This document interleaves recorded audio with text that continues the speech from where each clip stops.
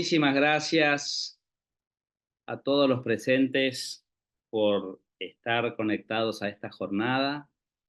Mi nombre es Alejandro Laje y me toca en esta oportunidad darles la bienvenida en mi calidad de director del Centro de Altos Estudios en Ciencias Sociales de la Universidad Abierta Interamericana, en una actividad organizada por el Seminario Permanente de Investigación en Derecho Romano que dirige la profesora Marilina Miseli. Lo primero que se me ocurre decir es que le tengo un poco de envidia al grupo este de Derecho Romano. Qué trabajadores que son y qué buena cordialidad académica que tienen entre ustedes.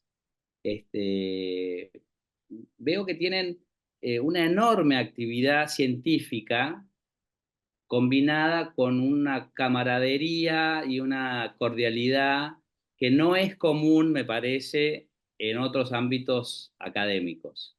Entonces, felicitarlos y agradecerles que en esta oportunidad hayan elegido nuestro centro, el de Marilina y el mío, para desarrollar esta actividad.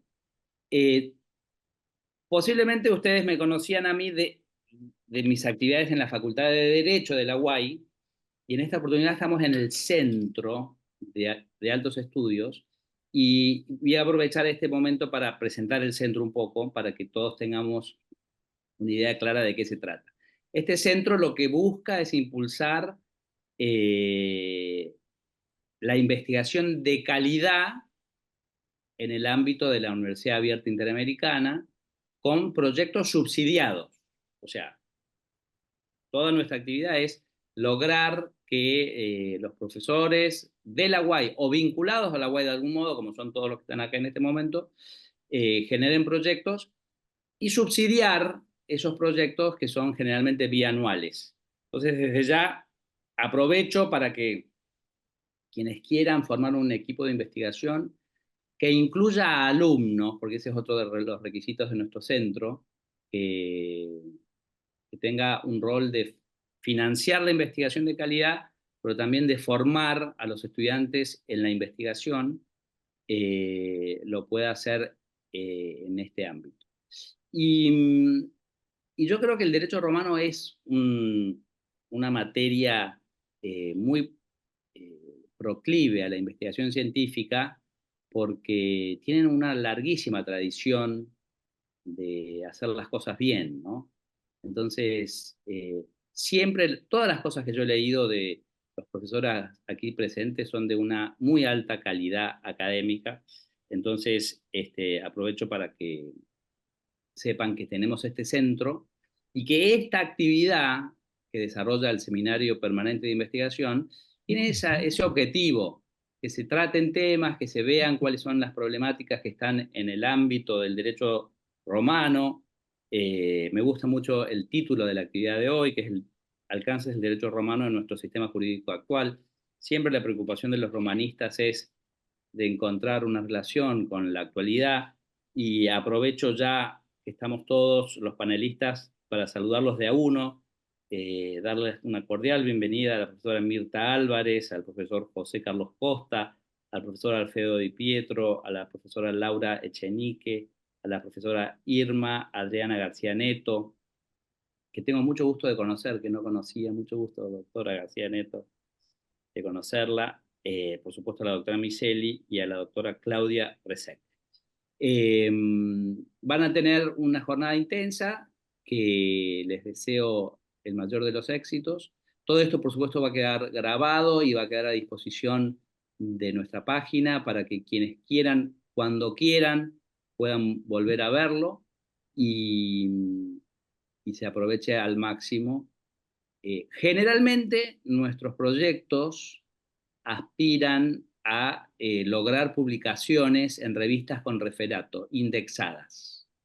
Es el nuevo requisito, bueno, no es nuevo ya, hace mucho ya, pero es como el requisito que nos ponen como medida de calidad, ¿no? Los proyectos, por supuesto, se presenta un proyecto, son evaluados externamente, un profesor externo a la UAI los evalúa. Generalmente buscamos que sean profesores de otros países para que haya mayor objetividad. Y el proyecto se aprueba si se logra, dentro del ámbito de ese proyecto, una publicación en una revista especializada con referato e indexada. Y yo creo que seguramente todos los profesores aquí tienen esa experiencia, y si pudiéramos traer alguna para nuestro centro, eso nos ayudaría mucho a prestigiar la actividad de la UAI. Así que bueno, yo los dejo ya con Marilina, les deseo la mejor jornada y quedamos en contacto. Muchísimas gracias, ¿eh? Gracias, Alejandro. Muchísimas gracias, muy amable por ser el anfitrión de la jornada, por darnos la bienvenida al Centro de Altos Estudios en Ciencias Sociales y el honor de haberme permitido generar este seminario de investigación permanente. En primer lugar, quiero agradecer a quienes aceptaron disertar en este Centro de Altos Estudios. Es un honor para mí recibirlos. La señora presidente de la Asociación de Derecho Romano de la República Argentina está presente, que es Claudia Resec, la secretaria permanente Laura Echenique, el vicepresidente Alfredo Di Pietro, los señores titulares de Derecho Romano, los doctores Mirta Álvarez, José Carlos Costa y la doctora Irma García Neto, también titular de la materia historia. Irma García Neto me va a corregir porque no se llama derecho romano, pero su contenido, lo quería aclarar, es propiamente los orígenes del derecho romano y se dicta en el CBC, en la materia inicial. Y bueno, van a estar disertando hoy con nosotros. Si el técnico puede... perfecto. Me dicen que ya Leticia está para... La tienen que pasar para que sea coordinadora y moderadora del evento, si por favor el técnico lo puede hacer. Y yo contarles un poquito, para no quitarles tiempo, que estamos demorados, el porqué de hablar de los alcances del derecho romano en las instituciones de derecho actual. La verdad que la visión de la cátedra, yo soy secretaria técnica de la facultad, pero también soy la titular de la materia, tiene que ver con la pervivencia de los institutos. Sabemos que las normas tienen un ámbito temporoespacial, es decir, una jurisdicción, un espacio, pero también un ámbito temporal. Y hablamos a veces de la ultraactividad de las normas. Bueno, en este caso nosotros estamos hablando de un sistema jurídico que inicia 753 años antes de Cristo, y cuando nosotros vemos la naturaleza jurídica de los institutos, las esencias, lo axiológico, lo ontológico, lo vamos a encontrar con anclaje en la cultura romana y en la cultura jurídica romana. Entonces quizás la historia es tiempo, se puede ver de manera proyectiva o de manera retroyectiva. Quizás no hablar de la pervivencia, sino de los alcances.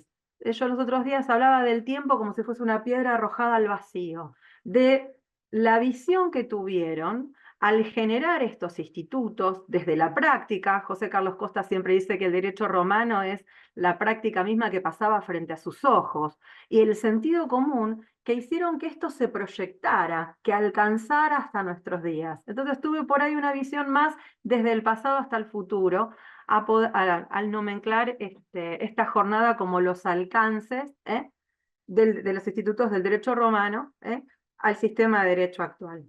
No sé si pudieron darle la entrada a la doctora que afectó su comisión, que es Leticia Núñez, que la veo como asistente. Si no, mientras lo resuelven, le voy a ceder la palabra a la doctora Mirta Álvarez, que nos va a hablar de la prodigalidad de Roma al Código Civil y Comercial de la Nación.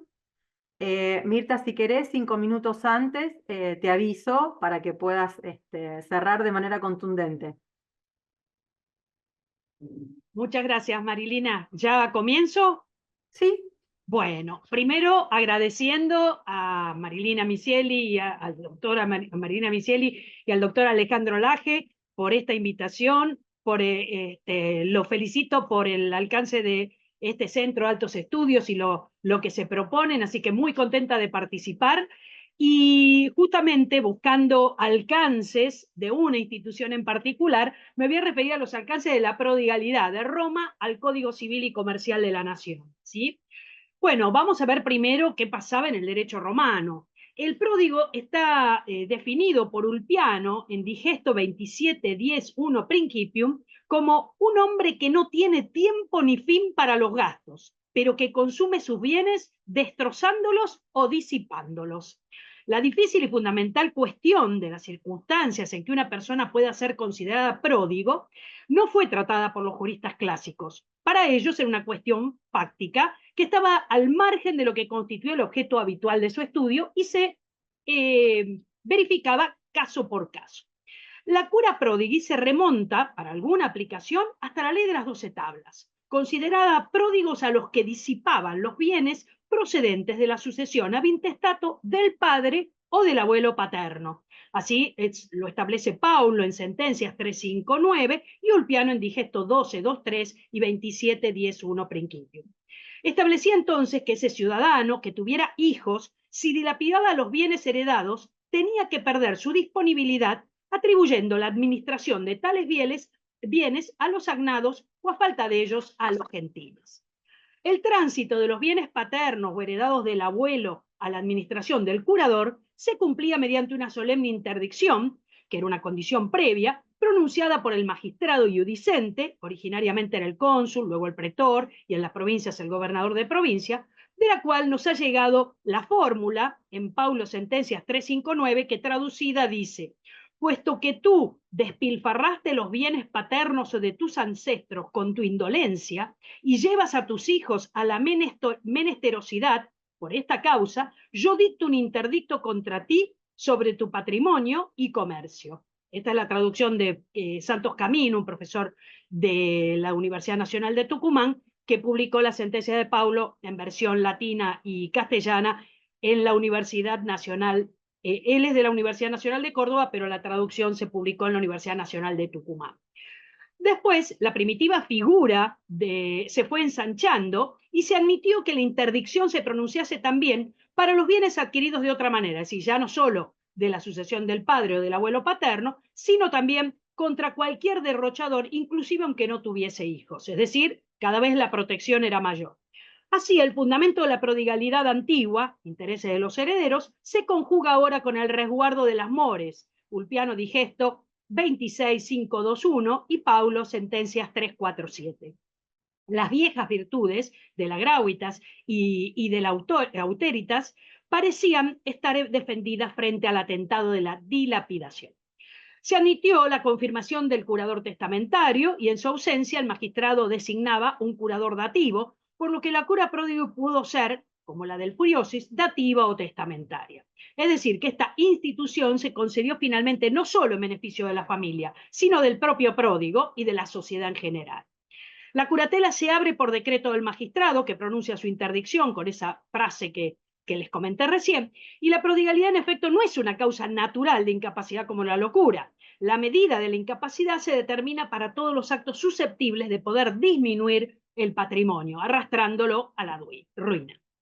El pródigo era incapaz de enajenar sus bienes, le estaba prohibido igualmente otorgar testamento y celebrar un contrato del que derivasen obligaciones para él, y no podía realizar estos actos ni siquiera con el consentimiento del curator, ya que no hubo nunca una interpositio autoritatis curatoris. Luego, la incapacidad del pródigo se fue atenuando. Así, en el derecho clásico se le permitieron los actos que podían mejorar su situación patrimonial. Esto lo estableció Ulpiano en Digesto 45.1.6. Pudieron entonces aceptar una herencia cuando habían sido instituidos herederos, pero no testar, ni siquiera con el consentimiento del curador. Esta curatela cesa con el levantamiento de ella por el magistrado, aunque Ulpiano afirma que también terminaría en el momento que el pródigo se enmendara sin necesidad de decreto. Este texto, que está en Digesto 27.10.1 infine, según algunos autores podría estar interpolado, es decir, modificado para los alumnos, o manipulado. Tanto el curador furiosi como el curador pródigui permanecen en el cargo mientras subsistan las particulares condiciones por las cuales se los nombró. Y la misión del curador del pródigo se limita a administrar, y siendo necesario para el incapacitado cumplir los actos prohibidos, es solo el curador quien debe obrar, resultando una obligación para él rendir cuenta de su gestión a la terminación en su cargo. Es una curatela de asistencia, es una función y no una mera facultad, y por ello el curador debe prestar su asistencia en todos los casos en que le sea requerido, expresando y justificando su decisión, ya sea positiva o negativa. Vamos a ver qué pasaba en el Código de Vélez. Bueno, Vélez Sarsfield en la nota al artículo 54 decía que en el número de los incapaces no se incluye, en el código obviamente que él estaba elaborando, no se incluye a los pródigos, porque esa calidad no podía sujetarse a juicio ni traer una interdicción. Y entonces sostenía, ya en el Código de Luisiana, que es fuente de muchos artículos del Código de Vélez, abolió en el artículo 413 la incapacidad de los pródigos o disipadores. Las razones de esta solución son que la prodigalidad no altera las facultades intelectuales, que la libertad individual no debe ser restringida, sino en los casos de interés público inmediato y evidente, que en la diferente manera de hacer gastos inútiles que concluyan una fortuna, no hay medio para distinguir con sentencia al pródigo del que no lo es, en el estado de nuestras costumbres, y todo sería arbitrario en los jueces, poniendo en interdicción a algunos, mientras quedaran innumerables disipadores, que debe cesarse la tutela de los poderes públicos sobre las acciones de los particulares, y que ya no es posible poner un máximo a cada hombre en sus gastos. El que llamase pródigo habría solo usado o abusado de su propiedad, sin quebrantar ley alguna.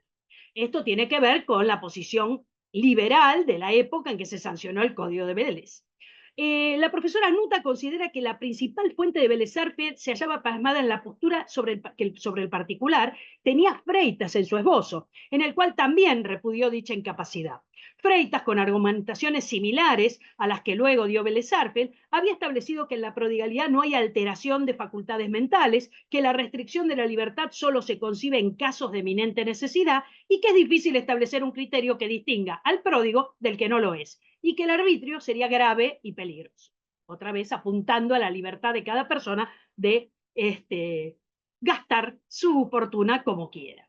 ¿Qué pasa en el derecho moderno? Bueno, en el derecho moderno vamos a advertir tres posiciones acerca del tratamiento del pródigo. La tesis individualista, que ignora la prodigalidad como factor de influencia sobre la capacidad de las personas, que es lo que propugnaba Vélez Sarsfield en el Código Civil. Segundo, la teoría de la interdicción, que considera al pródigo como un insano y lo somete al mismo régimen de incapacidad. Esta sería la tendencia que sigue el rumbo y exactamente igual que el derecho romano. Y por último, la teoría de la inhabilitación, que considera al pródigo capaz, salvo respecto de ciertos actos determinados. La teoría de la inhabilitación es la que fue receptada por la ley 17.711 en el artículo 152 bis, que incorporó al Código Civil e importó un notorio progreso con respecto a la situación precedente. Si bien omitió proteger, por ejemplo, a los sordomudos y a los ciegos, que estaban contemplados en varios antecedentes legislativos. ¿Y qué dice el artículo 152 bis en la parte que nos interesa? Podrán inhabilitarse judicialmente, inciso tercero, a quienes por la prodigalidad en los actos de administración y disposición de sus bienes expusiesen a su familia a la pérdida de su patrimonio.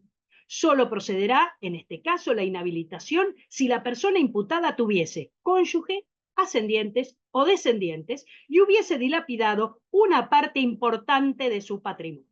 La acción para obtener esta inhabilitación solo corresponderá al cónyuge, ascendientes o descendientes. Entonces, ¿cuáles serían los requisitos para ser inhabilitado con el régimen de la ley 17.711 que reformó el Código Civil?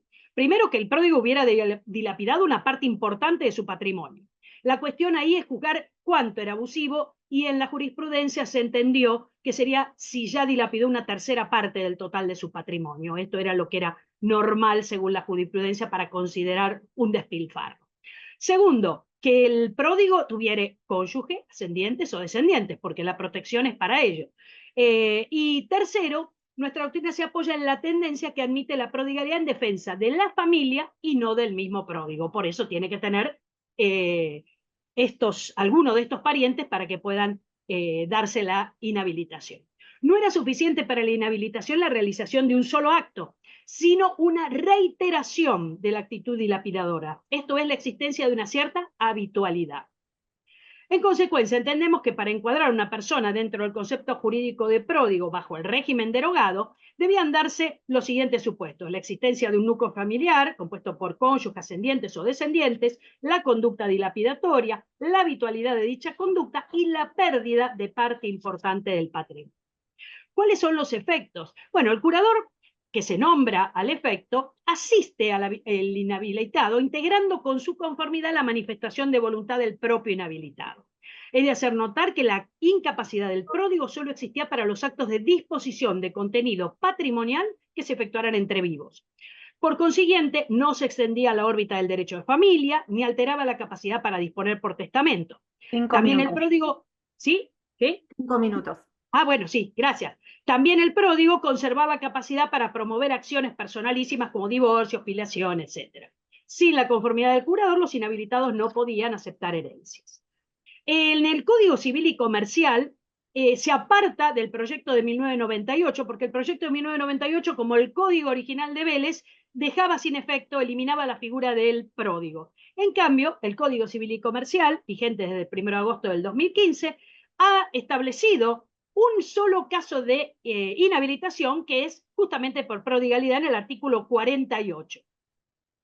El fundamento de esta inhabilitación del pródigo es la protección del patrimonio en función de los intereses de sus familiares directos por cuestiones vinculadas a la efectiva posibilidad de cumplimiento de obligaciones alimentarias, a la eficacia de los regímenes patrimoniales del matrimonio y de las uniones convivenciales y al resguardo de la legítima. Tiene que haber una existencia de un grupo familiar, ese es el fundamento para la inhabilitación por prodigalidad, pero en este caso el Código Civil y Comercial la ha ampliado porque incorpora al conviviente, pero la ha restringido en lo que respecta a los descendientes, porque solo va a haber posibilidad de inhabilitación si los descendientes son menores de edad o con discapacidad, y se elimina a los ascendientes. Inferimos que esta reducción del grupo familiar protegido obedece a las mismas razones antes apuntadas, es decir, a la decisión de privilegiar la autonomía patrimonial.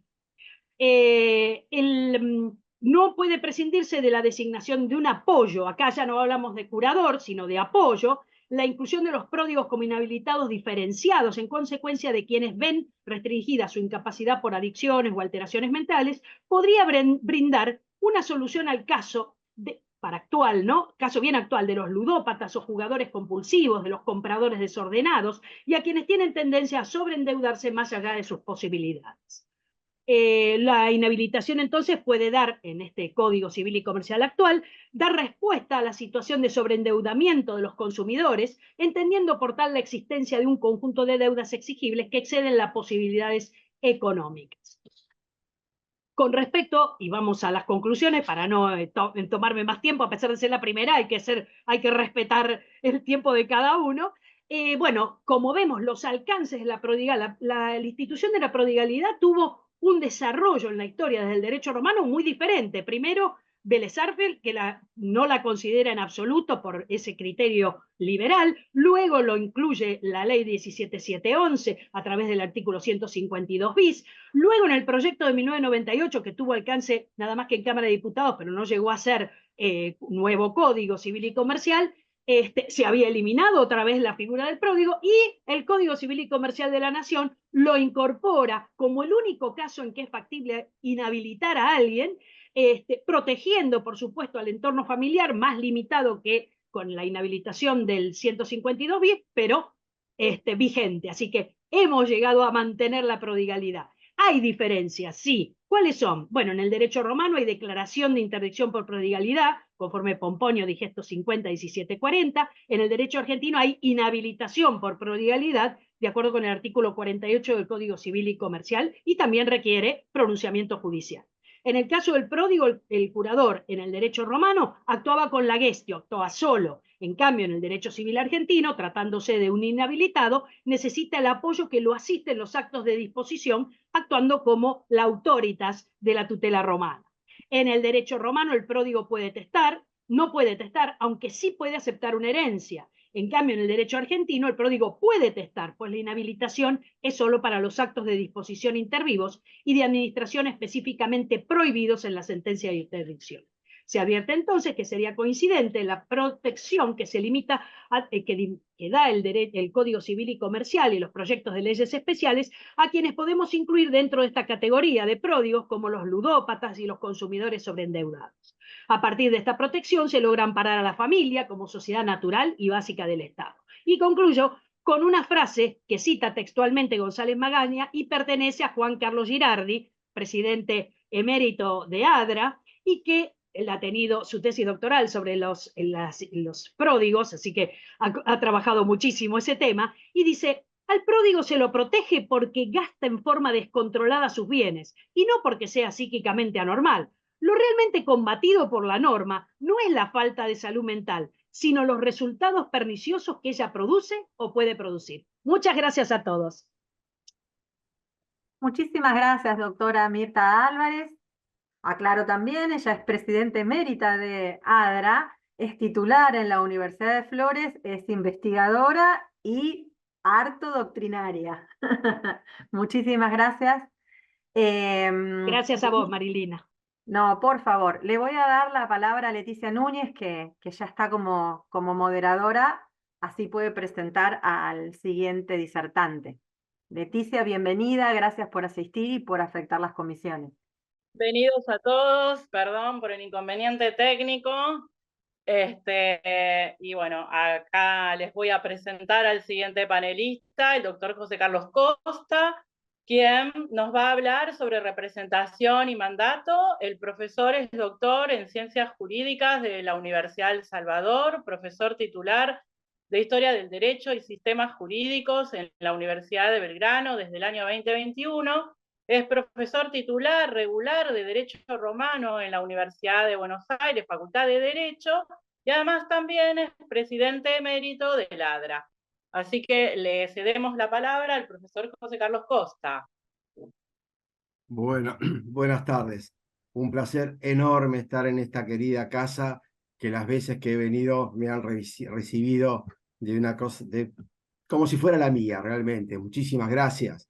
Un agradecimiento especial a las autoridades, a estos dos juristas de peso internacional, que son el doctor Marcos Córdoba y el doctor Alejandro Laje.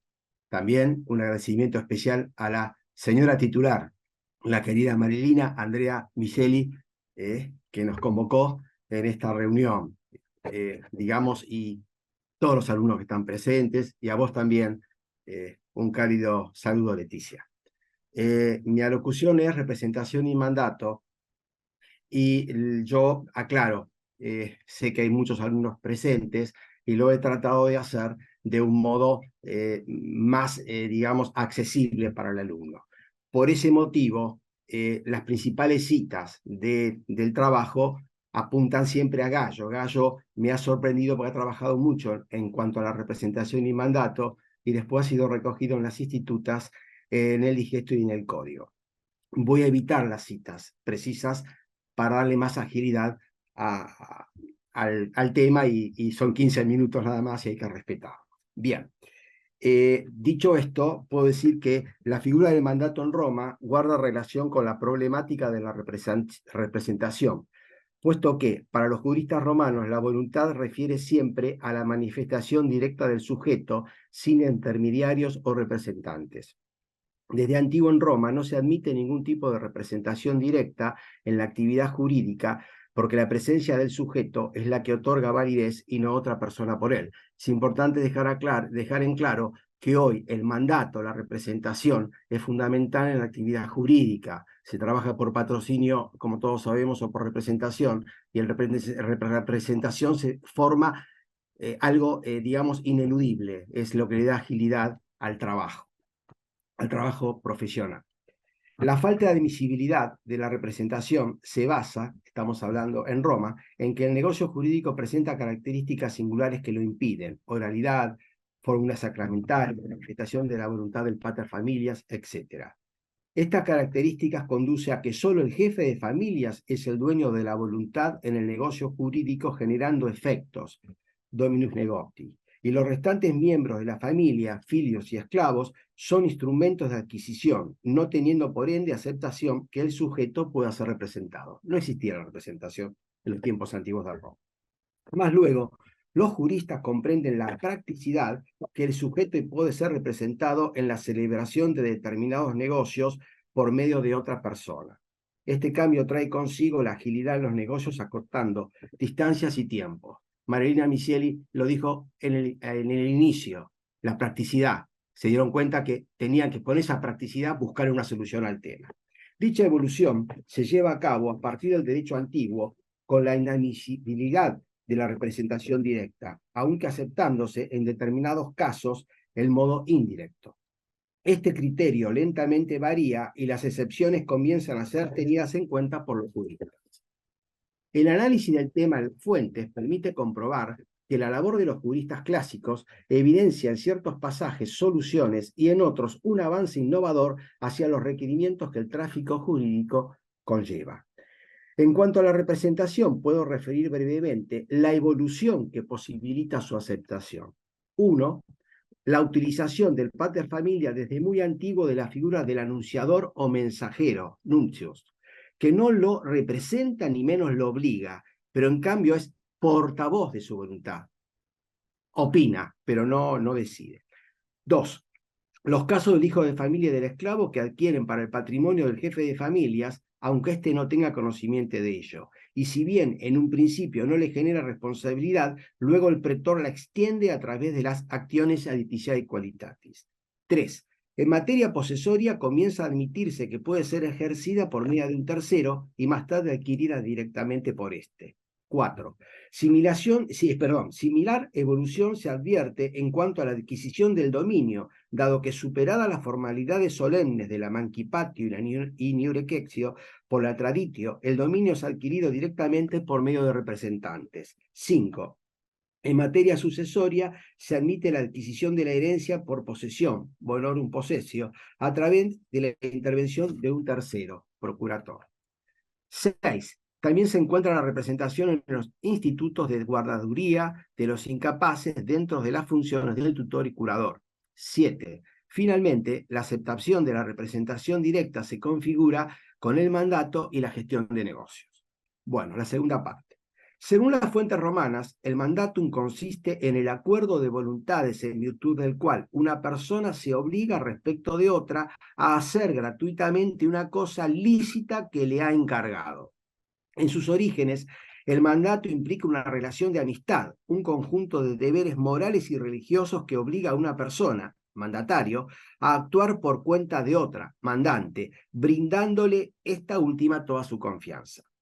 En el derecho de gentes, el mandato adquiere el rango de negocio contractual perfeccionado con el consentimiento de las partes, ya sea prestado de modo expreso o tácito, llegando finalmente a admitirse la representación en los actos jurídicos.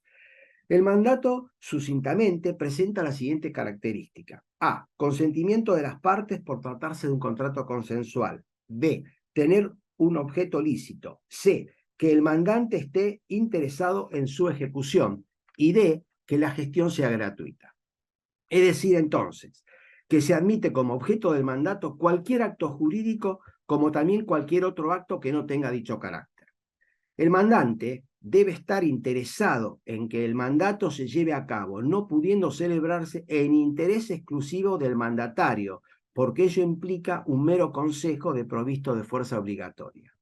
El mandatario no puede exigir retribución por su gestión, debido a que, si se conviene al respecto, no se trata de un mandato, sino de una alocación de servicios. Además, si la retribución consiste en otro tipo de cosas, se está en presencia de un contrato innominado.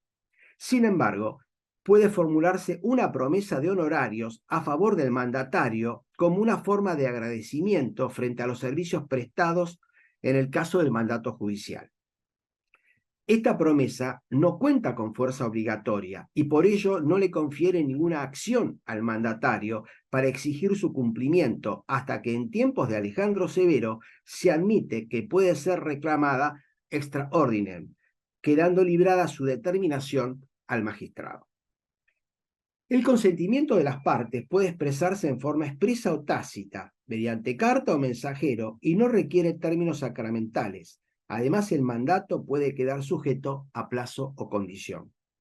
La principal obligación del mandatario es cumplir el encargo en los términos convenidos, siendo responsable por todo aquello que indebidamente realice más allá de sus funciones, respondiendo por los daños e intereses ocasionados, careciendo en este caso del derecho a reclamar la restitución de los gastos erogados.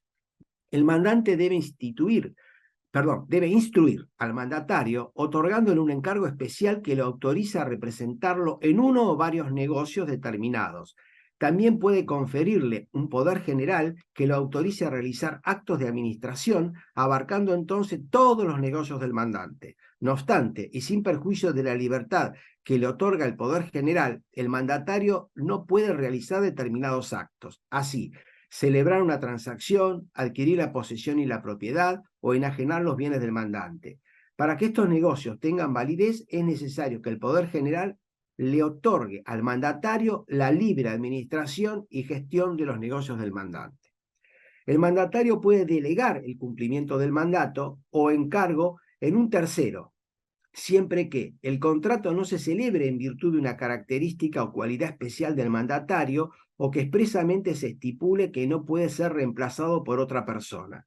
Dicha delegación de producirse no genera ningún vínculo entre el mandante y el reemplazante del mandatario, y este último no se libera de las obligaciones emergentes del contrato por el solo hecho de designar un reemplazante.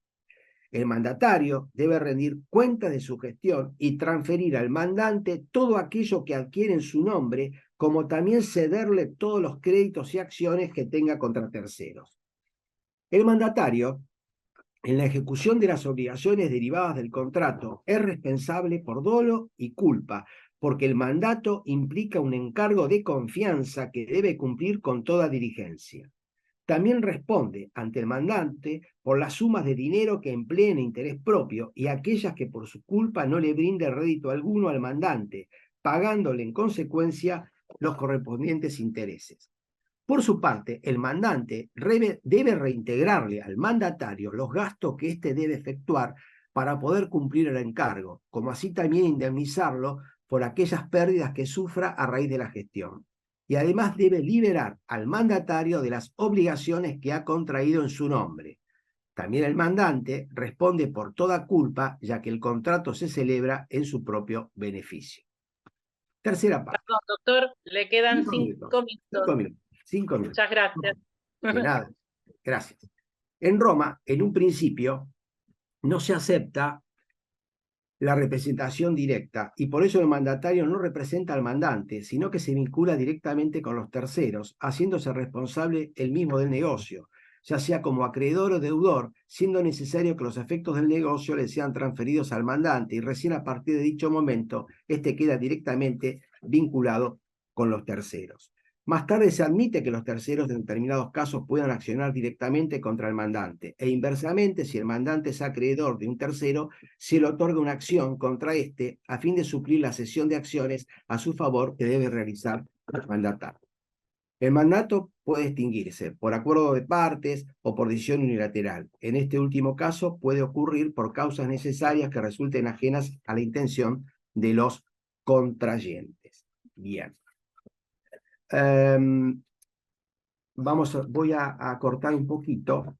Me interesa hablar de lo que se llama la doctrina del heredero aparente, porque en la figura del mandato, entre las revocaciones que puede haber o cese del mandato, es cuando muere el mandante, que es el que da el poder, y el mandatario no lo sabe y sigue trabajando de buena fe, creyendo que el mandato está vigente. De hecho, me pasó en la profesión un par de veces.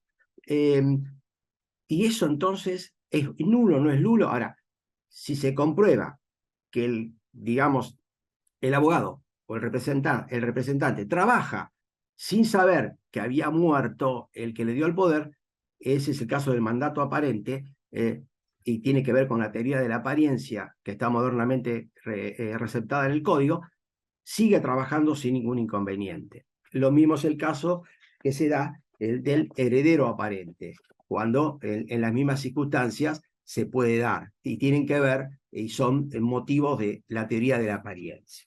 Bien, ahora, lo que yo he hablado hasta ahora es del derecho romano, pero si lo leemos atentamente, es derecho argentino, porque todas las características que he hablado sobre la representación y el mandato fueron recogidos primero por el Código Velezano y después en el Código actual.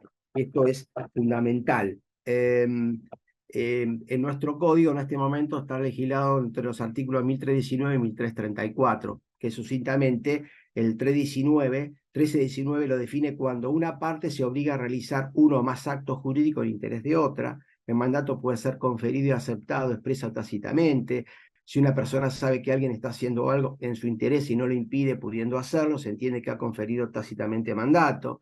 La ejecución del mandato implica su aceptación, aun sin mediar declaración expresa sobre ella. El 1320 trata de la representación en el mandato y remite al artículo 1362 y sus siguientes del Código. El artículo 1322 regula la onerosidad del mandato, el 1324 regula las obligaciones del mandatario, el 1325 regula los conflictos de intereses que pueden suscitarse entre el mandante y el mandatario, el 1326 prevé la pluralidad de mandatarios, el 1328 prevé la obligación del mandante para con el mandatario, el artículo 1329 contempla la extinción del mandato y el artículo 1330 rige lo concerniente al mandato irrevocable. El 1331 habla de la revocación del mandato y el 1332 la renuncia del mandato. Y finalmente el 1334 legisla sobre la rendición de las cuentas por el mandatario acompañado de toda la documentación relativa a su gestión. ¿Qué significa? Que el mandante tiene que dar el finiquito, porque si no, no sigue siendo responsable. Estos títulos que di apenas tienen que ver con el contexto de cómo era el derecho romano, y hay muchas similitudes. Y acá finalmente ya termino. A modo de conclusión, nos hallamos en la legislación argentina con el Instituto de la Representación y el Mandato frente a un nuevo eslabón del fenómeno de la recepción del derecho romano, que ha intensificado incluso la etapa de pervivencia para adentrarse en el estadio de la transmutación en derecho actual. Esta es la posición que tenemos casi todos. El mandato en Roma guarda relación con la problemática de la representación, debido a que desde antiguo refiere siempre a la manifestación directa de la voluntad del sujeto sin intermediarios o representante, no admitiendo ningún tipo de representación directa en la actividad jurídica, fundándose en que el negocio jurídico presenta características singulares que lo impiden. Más luego los juristas comprenden la practicidad de la representación y le dan paso al mandato. En sus orígenes, el mandato implica una relación de amistad, un conjunto de deberes morales y religiosos que obliga a una persona a actuar por cuenta de otra, brindándole esta última toda su confianza. Luego, en el derecho de gentes, evoluciona la figura del mandato. El Código Veneciano receptó la figura jurídica de la representación en el derecho romano y muy proficuamente, plasmándolo en el contrato del mandato a partir del artículo 1869. Y el actual código lo hace, como dije al inicio, en los artículos 1319 a 1334, continuando con el fenómeno jurídico de la recepción del derecho romano y su transmutación en derecho vigente. Gracias, hice todo lo que posible en 15 minutos. Muy amable por escucharme. Excelente, doctor, cumplió con el tiempo, muy buena su ponencia, súper clara, como siempre. Bueno, perfecto. Ahora le cedemos la palabra al siguiente panelista, que es el doctor Alfredo Di Pietro, quien nos va a hablar sobre la concepción del derecho romano en Savigny. El profesor también es doctor en ciencias jurídicas, es titular de la Universidad Nacional de José C. Paz, profesor asociado en la Universidad Católica de Temuco, de Chile, investigador y autor de numerosos escritos, ponencias y demás obras jurídicas, y actualmente es vicepresidente de ADRA. Le cedemos la palabra al doctor Alfredo Di Pietro. Muchas gracias, Leticia. Bueno, es un placer estar aquí. Quiero agradecer a la profesora Marilina Miseli, la doctora Marilina Miseli, que nos ha invitado a participar de este evento. Sucintamente, me quiero referir a la concepción del derecho en Savigny. ¿Por qué? Porque, en definitiva, quizás Savigny sea el paradigma de un romanista del siglo XIX. Y, de algún modo, Savigny, en sus distintos escritos, en sus distintas obras, nos expone una concepción del derecho romano. De manera erudita, Savigny es sumamente erudito en el tratamiento de las fuentes romanas, pero al mismo tiempo Savigny expresa una concepción del derecho muy propia de su época. Dicho en otras palabras, cuando leemos a Savigny, nosotros pretendemos encontrar allí el derecho romano, tal como lo puede describir un jurista del siglo XIX.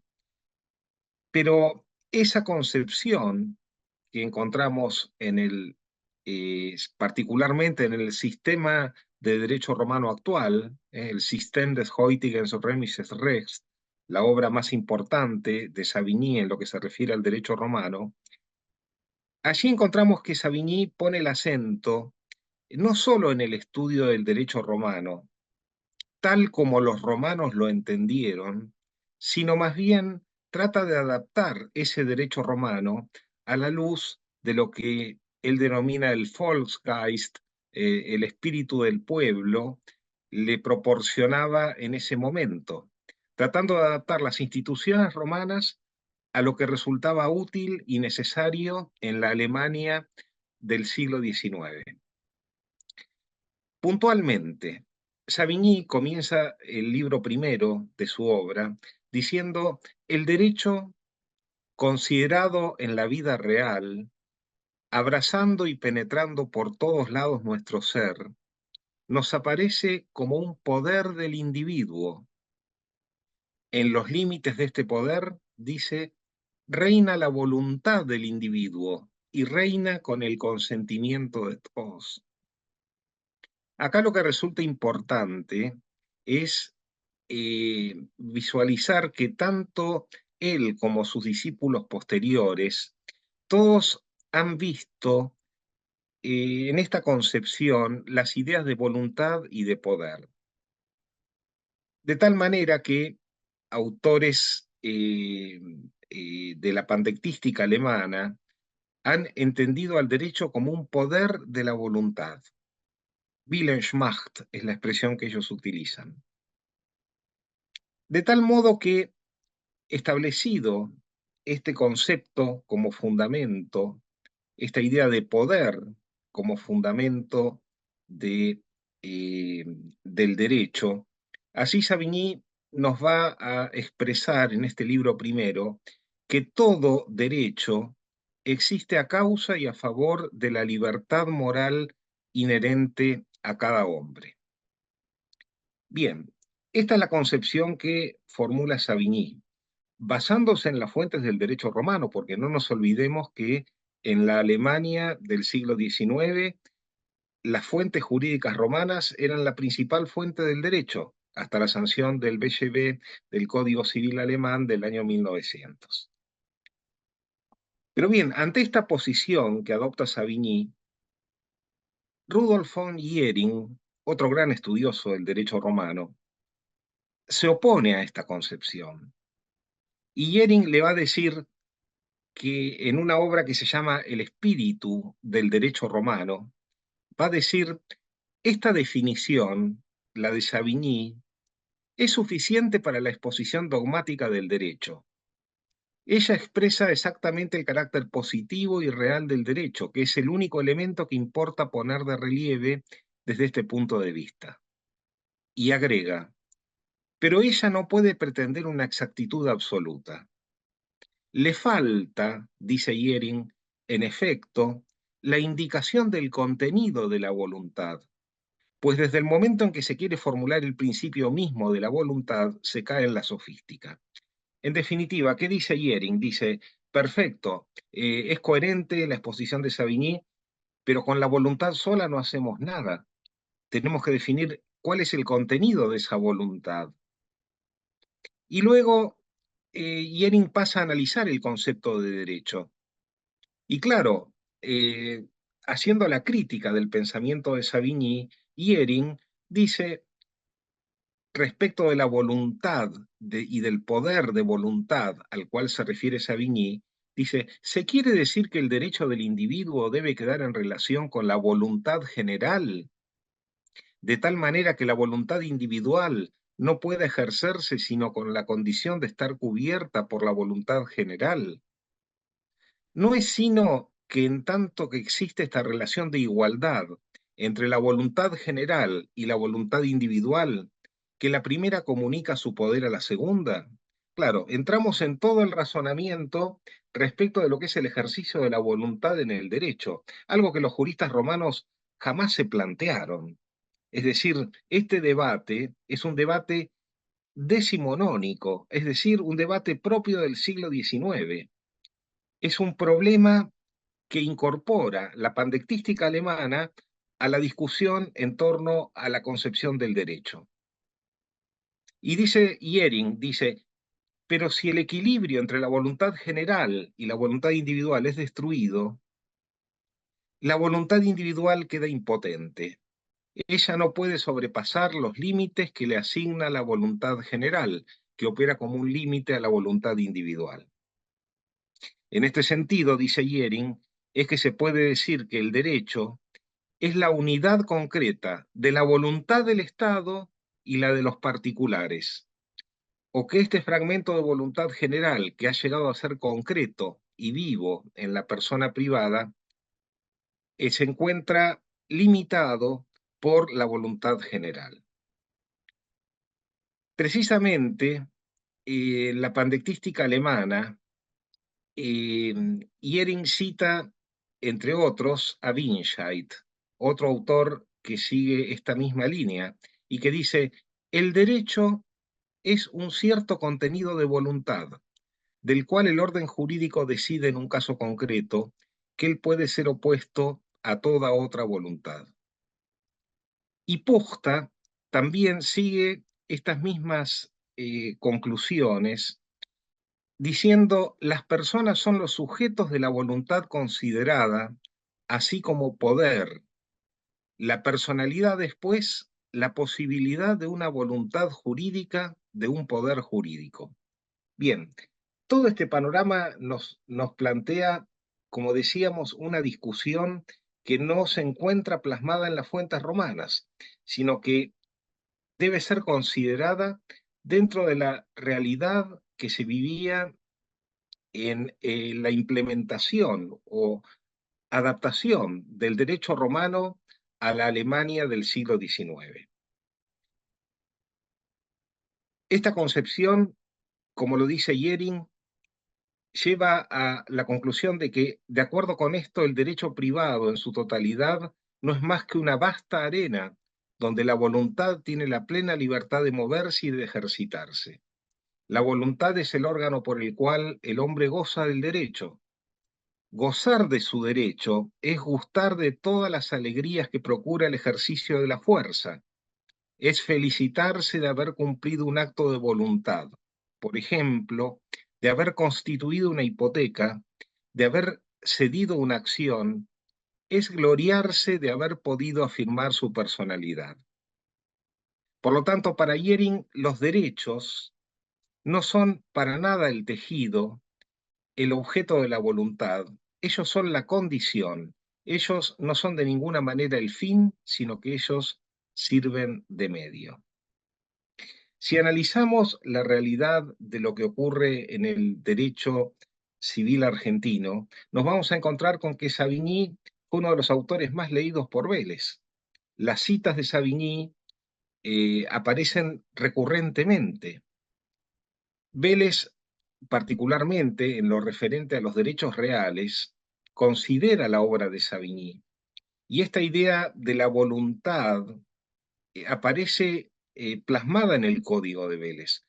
Al mismo tiempo, tenemos que considerar que la influencia de Savigny ha llegado hasta esta última expresión del Código Civil y Comercial de la Nación. Si nosotros Perdón, analizamos... le quedan 5 minutos. Muchas gracias. Si analizamos concretamente lo que se refiere a los derechos reales, la palabra poder es probablemente la palabra que aparece con más frecuencia. ¿Y por qué aparece tanto la palabra poder si los romanos utilizaron la palabra potestas, pero en el caso de los derechos reales hablaron de una plena in re potestas? Pero la potestas de la cual hablaban los juristas romanos era una potestas objetiva, no era una voluntad de poder. Bien, probablemente debemos a Savigny la incorporación en el vocabulario jurídico romanista de la palabra poder.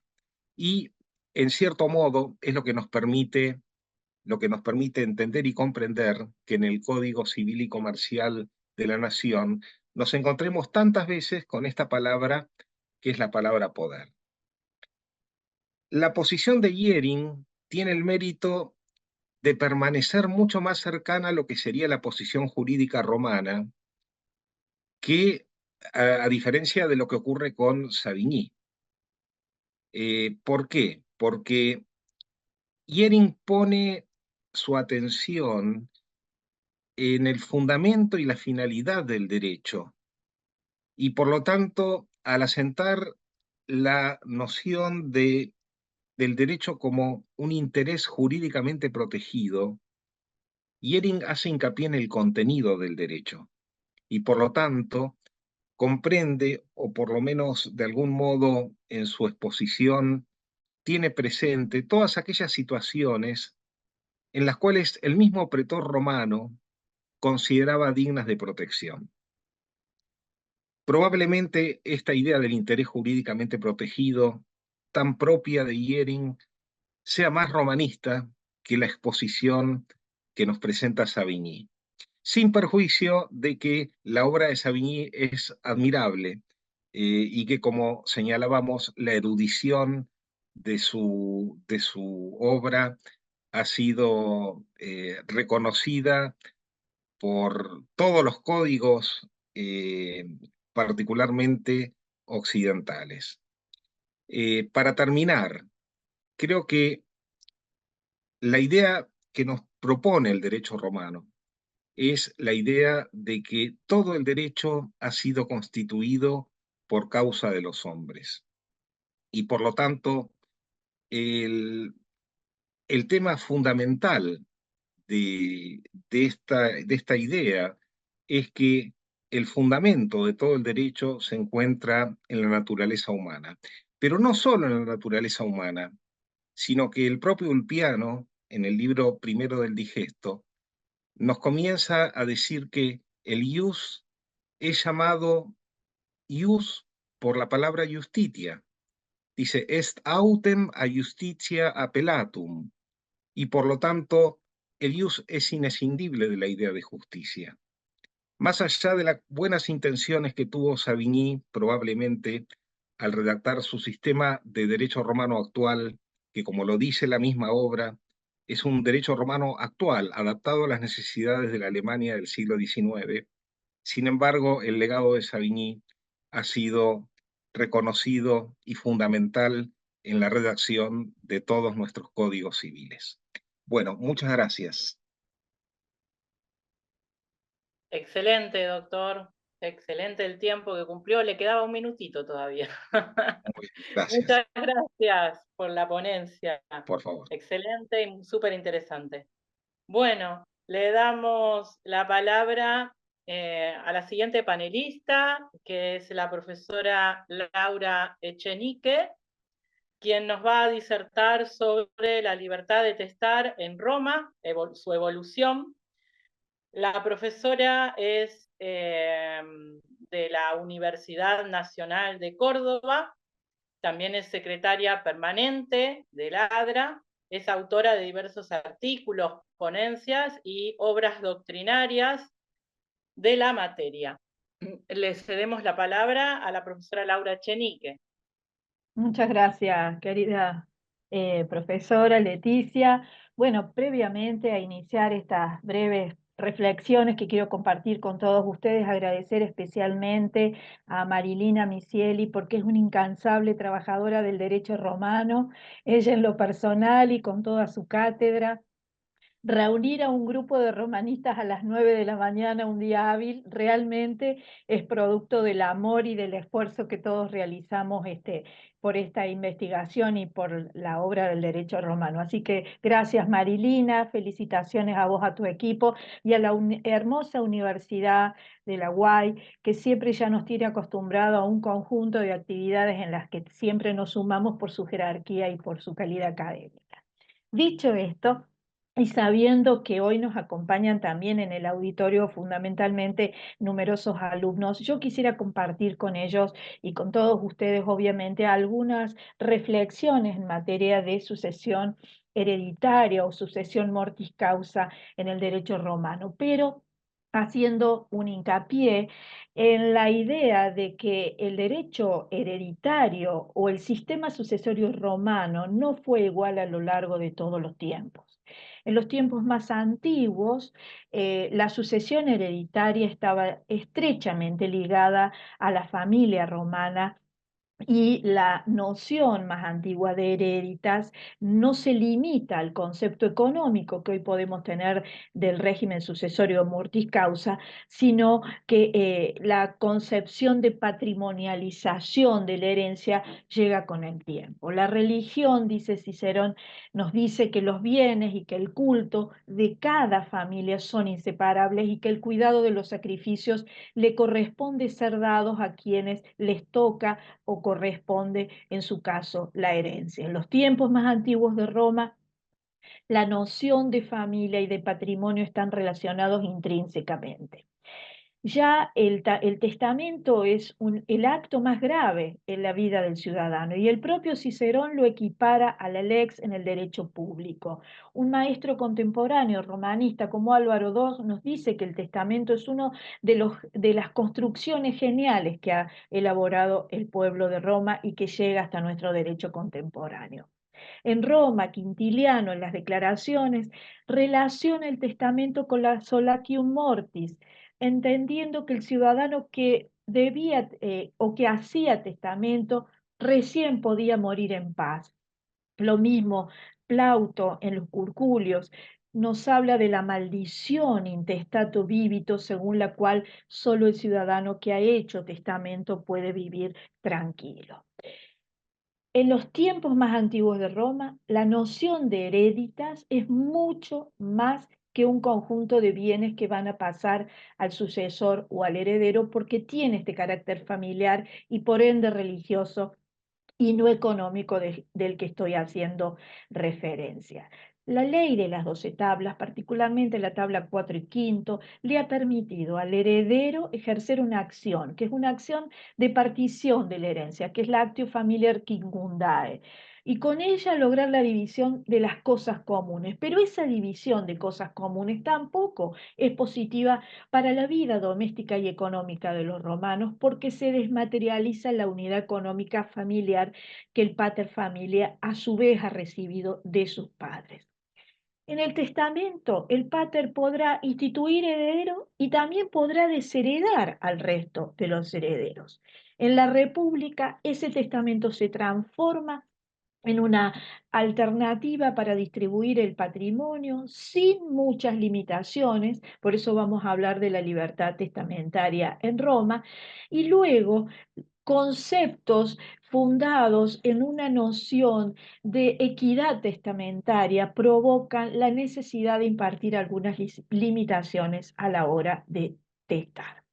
Yo quiero decirles que no sin discusiones muy férreas en la doctrina de los romanistas, yo me voy a permitir entender que en la etapa anterior a la ley de las 12 tablas, en la etapa predecemviral, el derecho hereditario o la sucesión mortis causa nace y se desarrolla en Roma y gira alrededor de la sucesión legítima o ab intestato. Pero con la aparición del testamento, que nace como una expresión y como una manifestación del principio de libertad que inspira el derecho romano, se va desprendiendo la libertad testamentaria que le va a permitir al jefe de la familia, al pater familiae, ordenar la sucesión hereditaria, la administración que por oficium le corresponde al jefe de la familia.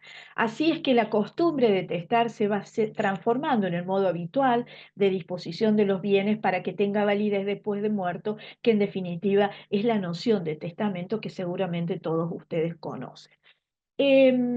Lo que el derecho romano busca desde tiempo inmemorial es que ese conjunto de derechos de los sui heredes no pasen a extraños, ya que el derecho que tenían los hijos al patrimonio y a los bienes del pater una vez que éste muere trascienda lo estrictamente hereditario. Ahora, Si bien la potestad testamentaria nace en Roma, circunscripta a la protección de la familia agnaticia, con el paso del tiempo y con la transformación del testamento o de las sucesiones en general en una noción que sale de la esfera religiosa y familiar para hablar ahora de una patrimonialización de la sucesión romana, el pater familia estaba investido de una potestad que le permitía disponer con casi absoluta libertad sus bienes para después de muerto, desprotegiendo en muchas situaciones a la propia familia agnaticia, particularmente a los sui heredes, y es lo que proclama la ciudadanía cuando reclama una mejora en la condición de los herederos, pidiendo lo que yo he denominado una equidad testamentaria y una responsabilidad del testador, del pater, que a su muerte le deja a los sui heredes en absoluta desprotección.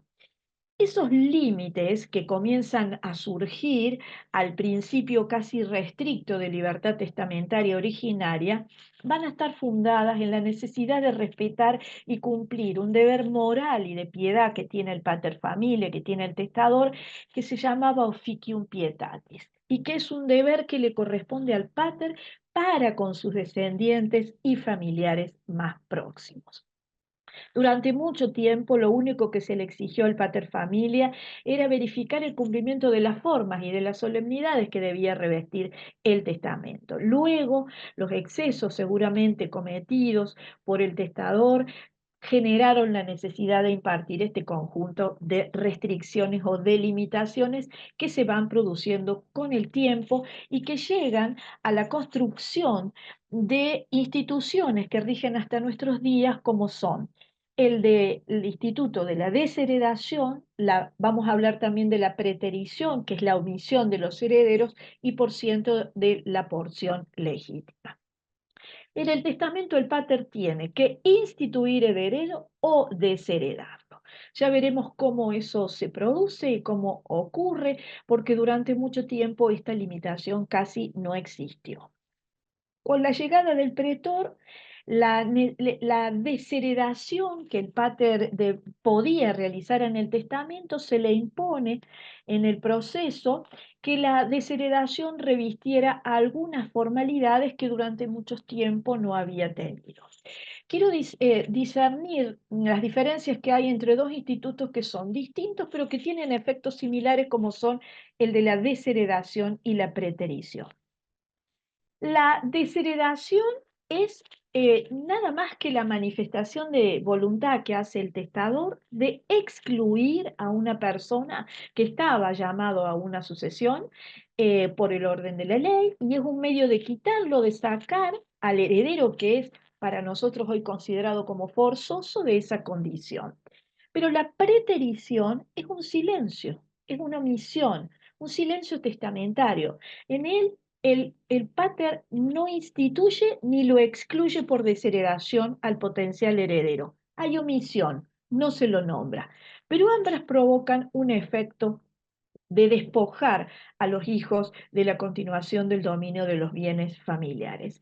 En la República se exigen algunos requisitos muy específicos, y luego en el Principado esa libertad de testar, que era ampliamente reconocida, se va a intensificar, pero aparece la tarea fundamentalmente que venía ya desarrollando una magistratura como era el del Tribunal de los Centum Virus, a poner un poco de límites en esta cuestión.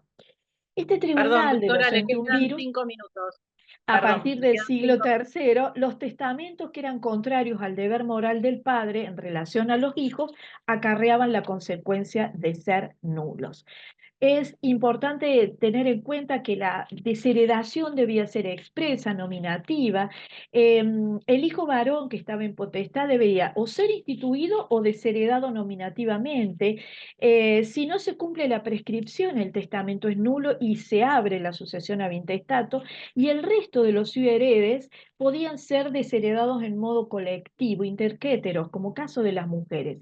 Para los hijos póstumos, que eran aquellos que no habían nacido a la la fecha de realización y de confección del testamento eran personas inciertas y eran preteridos. Y ahí tiene aplicación la Lex Iunia Belaera, de la que no tenemos tiempo de hablar en este momento, que regula la situación puntual del hijo póstumo. Pero quiero ir directamente a algunas alternativas que el Tribunal de los Centumvirus va creando por vía jurisprudencial para llegar al proceso de nacimiento de la denominada querella por inoficiosi testamenti y la porción legítima.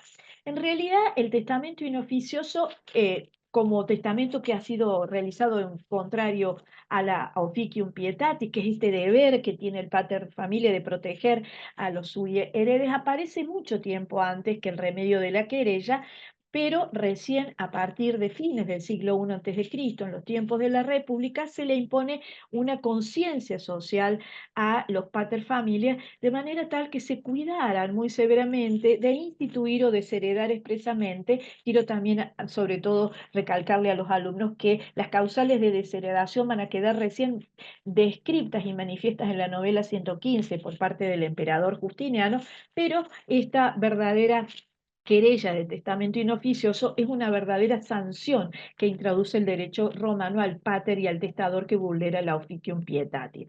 El testamento es válido, pero como ha faltado ese deber de custodia, el testamento puede abrir la sucesión, es nulo y puede abrirse la sucesión ab intestato. En cuanto a la origen de esta querella, se ubica a fines de la República, tiene directa relación con el Tribunal de Semviral, que ya venía trabajando los temas desde el siglo III, la patrimonialización de la herencia que ya está plena vigente y la pérdida del sustrato religioso de la sucesión romana agiliza esta cuestión, y los centumviris, como lo he dicho reiteradamente, van a ser los custodios de la piedad. El testamento sufre una transformación significativa. La desheredación debe ser realizada. Y fíjense la particularidad, la querella va a apuntar al hecho de que el testador está imbuido de una enfermedad mental y solamente por una presunta locura de quien ha olvidado y excluido al heredero necesario puede justificar que no ha justificado la desheredación y el abandono de los herederos necesarios, la preterición realizada. ¿Quiénes pueden iniciar esta querella? En primer lugar, los hijos o los hermanos germanos, los sui heredes, digamos. El que inicia la querella debe probar que ha sido desheredado injustificadamente, sin causa justa, la interpone contra el heredero testamentario, se entabla en el plazo de 5 años desde la muerte del testador, y a través de la misma va surgiendo la lex falsidia, que no tengo mucho tiempo para hacer referencia, y va protegiendo con una cuarta o porción de cuarta parte la porción de bienes que le hubiera correspondido al testamento. Se utiliza el plebiscito de la lex falsidia para luego ir creando una jurisprudencia que viene a llevar a luz lo que se consideró luego como la porción legítima, una porción de bienes que el pater familiae debía respetar a la hora de distribución de los bienes, y como seguramente todos bien saben, en los tiempos de Justiniano se formaliza con una protección de 1/4 para 3 hijos, de 1/3 para 4 hijos y de 1/2 para los que tuviesen más de esta porción. Para ir cerrando, y por una cuestión de tiempo, del análisis que rápida y sucintamente acabo de manifestar, cuando aparece el testamento en Roma y se transforma en el modo habitual de sucesión mortis causa, se afianza el principio de libertad para testar. Es muy poco probable que, a pesar de esta libertad para testar, la herencia romana arcaica haya salido del marco de la familia ignaticia del testador. Pero es poco probable que antes de la ley de las 12 tablas el testador hubiera dejado esos bienes, pero la costumbre lleva a que a fines de la República esto fuera un hábito. ¿Cuál es el principio para lograr a respetar, para procurar esta equidad testamentaria y conservar los bienes y el patrimonio de la familia a los herederos? La pietas el officium pietatis que acabo de mencionar. La tarea ha sido fundamental por parte del Tribunal Centuviral, que creativamente ha ido a través de sus pronunciamientos creando y nos muestra hoy la evolución de todo el sistema sucesorio romano. La querella por testamento inoficioso fue un vehículo, un medio para encauzar la pietas que se había perdido en los testamentos a fines de la República, en clara protección, evidentemente, de la familia de sangre. Institutos como desheredación, como preterición, como legítima, se han mantenido. Vélez toma la desheredación, el Código Civil y Comercial no los toma al instituto. La porción legítima ha sido tomada, obviamente, y recogida desde el derecho romano por el Código Velezano y subsiste hasta nuestros días como forma de proteger a la familia, originariamente la familia ignaticia y hoy la familia de sangre del causante, de aquel sujeto que en definitiva da origen a la sucesión de que se trata. Muchas gracias, disculpa si me he pasado mucho en el tiempo, muy agradecida. Estuvo muy bien, buenísimo, justito con el tiempo. Excelente. Bueno, pasamos a la otra disertación que nos va a dar la profesora Irma Adriana García Neto, quien nos va a hablar sobre la sanción del Código Civil y Comercial. ¿Se olvidó de la tradición romanística? La profesora es profesora titular de Principios Generales del Derecho Privado y profesora adjunta de Derecho Romano en la Universidad de Buenos Aires, y también es autora de diversas ponencias y obras jurídicas en la materia. Le damos la palabra a la profesora Irma Adriana García Neto.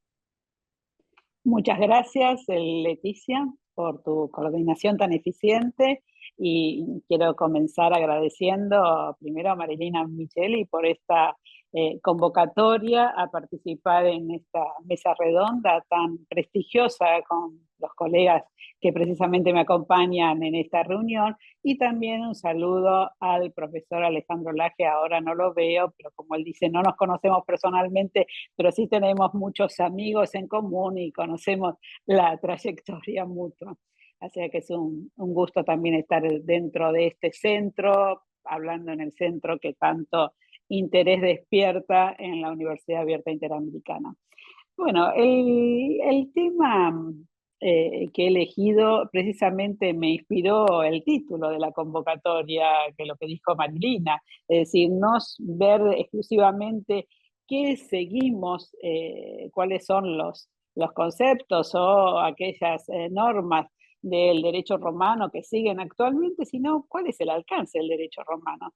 Porque realmente todos conocemos, precisamente los que estamos presentes dentro de los panelistas, pero tal vez no los alumnos, la discusión que fue durante varios años, previo a la sanción del nuevo Código Civil y Comercial, precisamente apartarse del Código de Vélez, porque la técnica del Código de Vélez fue maravillosa. Realmente esto de decir en los artículos, tener tanta cantidad de fuentes que nos remitiera precisamente a las fuentes romanas, en especial todo lo que se refirió al derecho justinianeo, pero también, como justamente citaba recién el profesor Di Pietro, referente a la obra de Savigny, un estudioso tan grande del derecho romano y que aplicaba el derecho romano en ese sistema actual de la Alemania del siglo XIX. Entonces, realmente, para nosotros, los profesores de derecho romano, nos ha facilitado muchísimo este Código Civil de Vélez, porque precisamente sabíamos la fuente, el origen de la norma que él había decidido que en cada uno de los institutos reflejaba. Y esto precisamente es lo que se aparta del nuevo Código Civil y Comercial. Entonces fue un gran disgusto, en cierta manera, para los ramonistas, cómo olvidarnos de este texto velesiano. Sin embargo, si comenzamos a analizar digamos, más allá de que sus autores no pensaran tal vez precisamente en las normas y en la tradición romanística, sin embargo, esta sigue existiendo y ha alcanzado la obra. Indudablemente, uno de los grandes cambios que tiene el Código Civil y Comercial de la Nación es tener una parte general. Esta parte general nos habla en especial de un diálogo de fuentes, es decir, trató de hacer un enlace y una compatibilización del derecho privado con el derecho público. Por eso justamente se habla de la constitucionalización del derecho privado, del respeto a la Constitución y a todos los tratados internacionales de derechos humanos que ha suscrito el país, pero en especial nos habló de diferentes clases de fuentes. ¿Y cómo comienza este nuevo código? Comienza justamente con un capítulo 1 que nos habla del derecho. El capítulo 2 habla de la ley y el capítulo 3 habla del ejercicio de los derechos. Y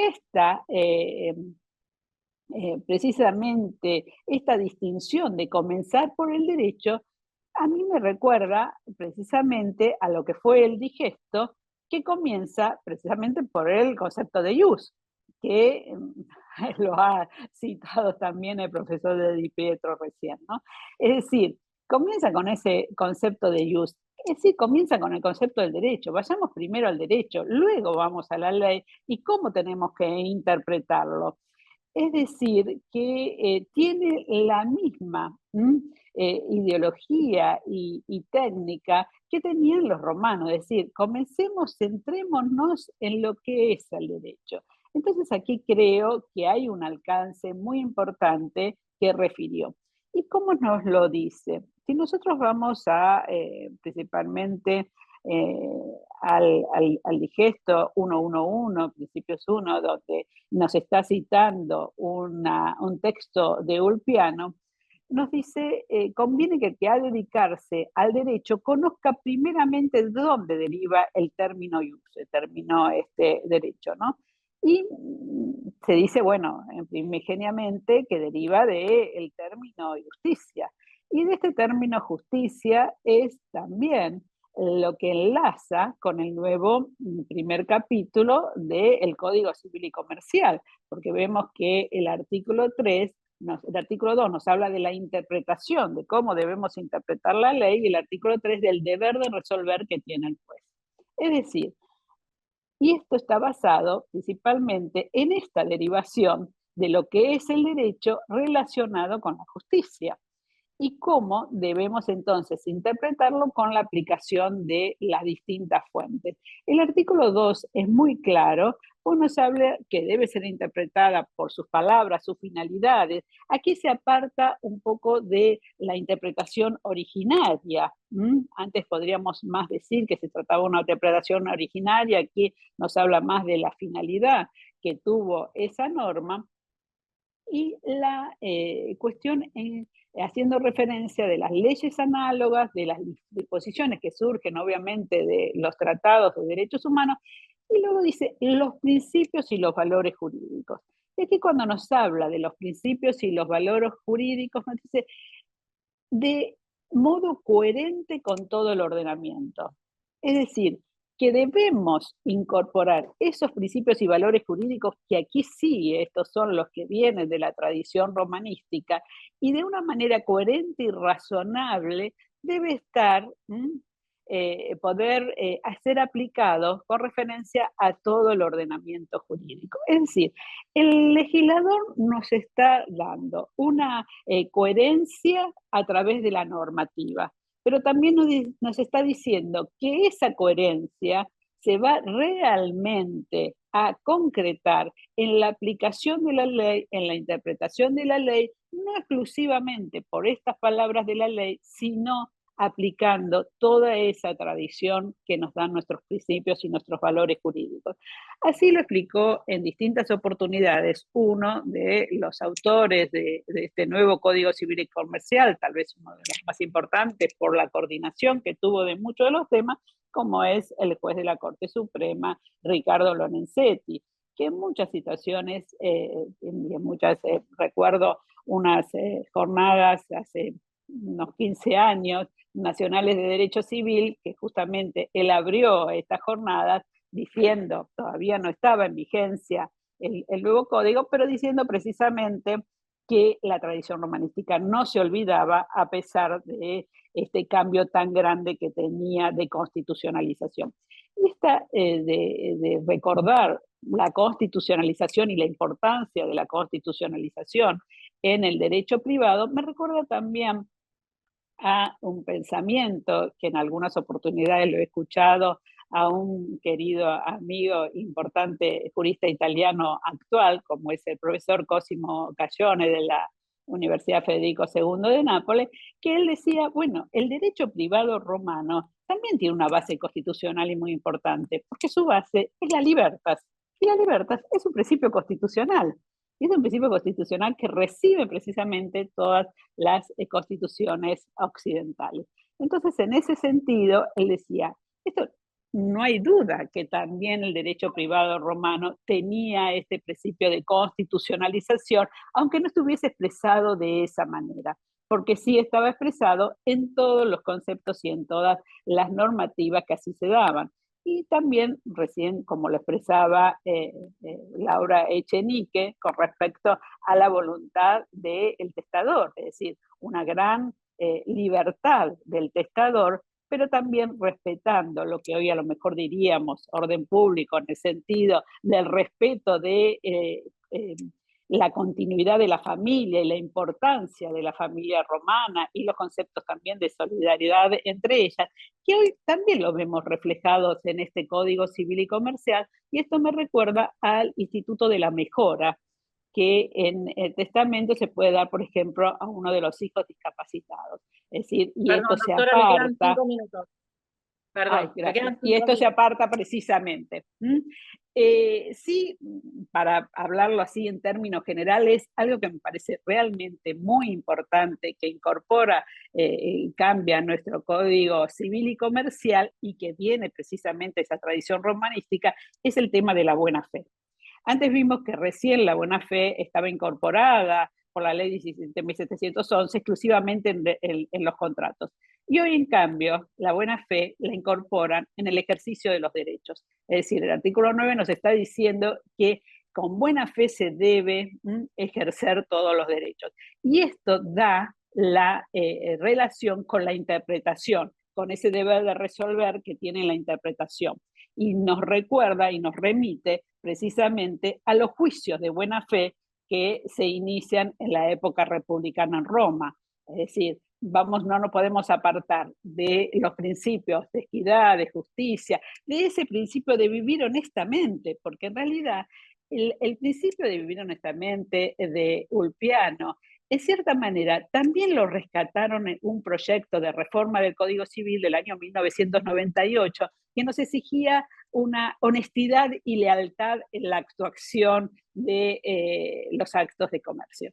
Entonces, es decir, nos está remitiendo. Es decir, siempre creo que la presencia de los principios y de las reglas del derecho romano se siguen reflejando en cómo hoy resolvemos. Porque hoy tenemos la obligación de resolver, el juez tiene la obligación de resolver y resolver fijándose en toda esa normativa, en todas esas reglas que precisamente le da la tradición romanística.